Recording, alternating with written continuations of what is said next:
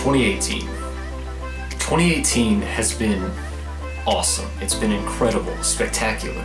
Sometimes it's even been breathtaking. But it didn't start out that way.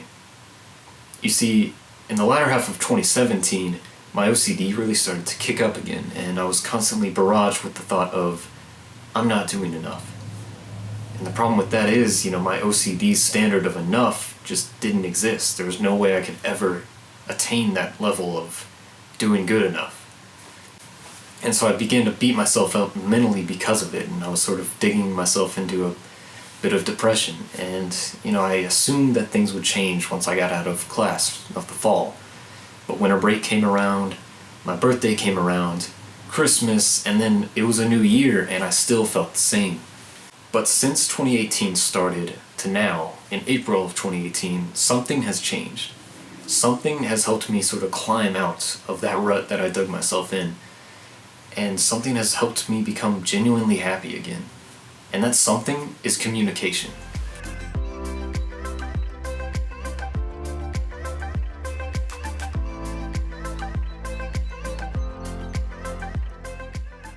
This semester, I took CMST 101, Honors Public Speaking. Now this is the kind of class that they tell legend of, So I heard things like, oh, the professor is really great, I learned so much, or, he's really weird and it was such a hard class. But personally, I would describe this class as life-changing, because over the course of the semester, that's really what happened. This class and everything I learned in it really contributed to that change from being depressed to being in a much happier state of mind. And in order to show you how that took place and the change that occurred over the course of the semester, I'm literally just going to walk through the semester with you in this video and just give you specific examples where I was able to apply some things I learned in class. And I just want to highlight how the communication choices I made led to some pretty awesome outcomes. Because that's what this class was really all about: choices, communication, and outcomes. You see, we have the choice to choose how we want to communicate. And the choices we make about how we communicate lead to the outcomes that we experience. Not to say that the outcomes are completely under our control, but we have a great deal of influence on them. All we have to do is make the right choices. 2018 started out with a little bit of tragedy. Our beloved cat of 15 years, Marie, had a stroke, and it knocked out the left side of her body to the point where she couldn't really walk around straight anymore. We took her to the vet, and things didn't sound too positive. More than likely, we were going to have to put her down. And this really tore my family apart, because we really loved this cat, and the last thing we wanted to do was see her go. And sure enough, a fight actually broke out between my parents and my sister about whether we should put her down or whether we should sort of let her wait and try and heal and recover, because we didn't want to leave her in pain. And my sister actually came to me at one point during this sort of conflict, and she asked me for my opinion on the situation. And so I took this opportunity to share something that we've learned in class, and that was the fundamental attribution error. And so that's our tendency to blame other people's behavior on who they are as a person rather than what might be going on in their life. And so I just sort of reminded my sister that my dad was being sort of rude or angry, but that's because he's very stressed out in the situation. He didn't want to make the wrong call. He loves this cat just as much, if not more, than we do. And he didn't want to make the wrong decision that could, end her life early or cause her to be in more pain. And after reminding her this, things kind of calmed down. And within about an hour, the conflict had diffused, and my family was getting along better than we have in quite a while. And while I don't want to take credit for this was absolutely God's work in my family's life. But I am very thankful and blessed that God allowed me and my communication choices to bring about this outcome. And yeah, just for the record, Marie is doing fine. She's doing well. She's a trooper, and she's got many lives left in her. And here's a shot of her from earlier today. Fast forward a month, and it was about time for spring break. And in order to share my spring break experience, I have to tell a little backstory. So throughout the fall and spring semester, I've been spending time with Crew, the campus ministry. but I had never gotten too involved or too invested. I wasn't too sure if I could, trust these people. And while they were really nice to me, I wasn't sure if that was just out of courtesy or if they genuinely thought of me as friends. But they invited me to go to Gatlinburg with them for their spring retreat over spring break. And even though I wasn't too sure about it, and I thought about it for a while, I said yes, and I am so thankful that I did. Gatlinburg was the turning point of the semester, Things were not good at the start. I'd gone through some different experiences, like that with Marie and my family. And then at this point I was starting to feel a little bit better, but Gatlinburg was this spiritual and mental refresher that just changed my whole outlook and led me to be as happy as I am at this point in the semester. But why? Well, it comes back down to communication and choices. In Gatlinburg, I went in knowing about 10 or so people with crew, and I ended up staying in a cabin with about 30 of them. So there were a lot of new people for me to meet and make friendships and relationships with. And the result of that, was that I had to utilize my communication skills once again.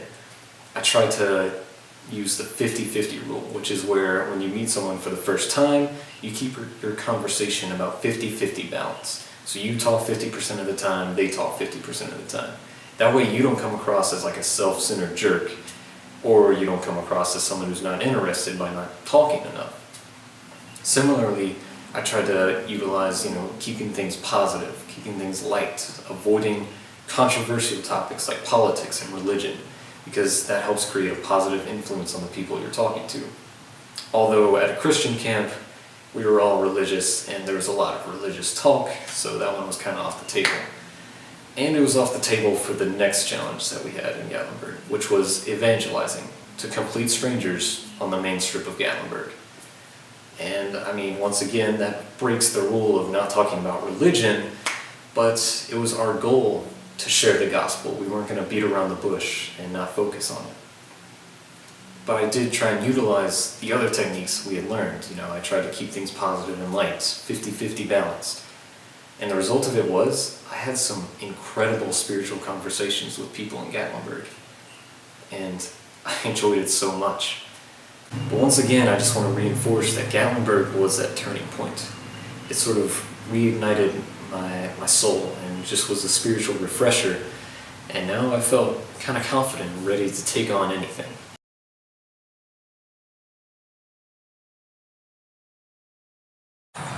So then it was time to put that newfound confidence to the test. And I got the opportunity to do that just a week later at the weekly meeting for crew, where they asked me to share the impact that Gatlinburg had on me. And while this was only a 2-minute speech, I did utilize some of the things we talked about in class. I kept it brief, kept the information kind of light, and I only focused on 2 main points, so to speak, because the human brain can only remember about 3 pieces of information at a time, and so I didn't want to overwhelm anybody, and I just wanted them to be able to remember what I shared. But that was not the only test, because just a few days later, I ended up going on a semi-blind date that my friends had set me up on, and that was when the test was for real. I had to remember the 50-50 rule, I had to remember to keep things positive, but I also reminded myself of the positivity bias that we have as people, which means that we generally want to like new people that we meet. And once I reminded myself of that, I became a lot more relaxed about the situation. And I don't want to speak too soon, but by using those good communication choices, the first 2 dates have gone pretty well. And maybe there will be more to come, I don't know.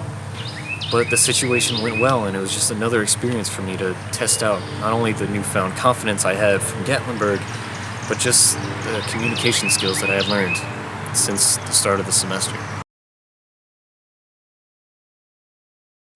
That brings us here to April of 2018, the end of the spring semester.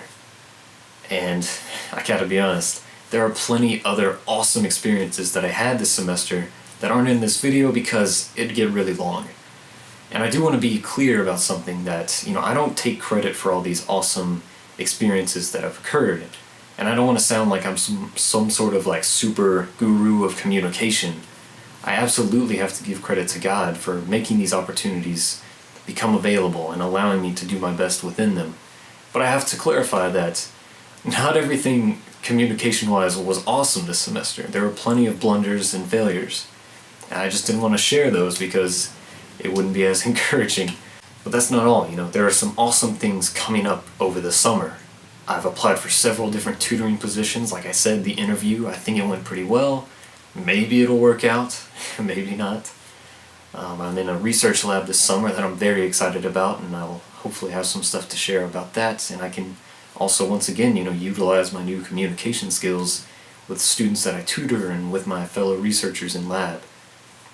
And I'll be able to spend more time with my friends. I'm going to try and focus on singing, some writing, and maybe go on a few more dates. Who knows?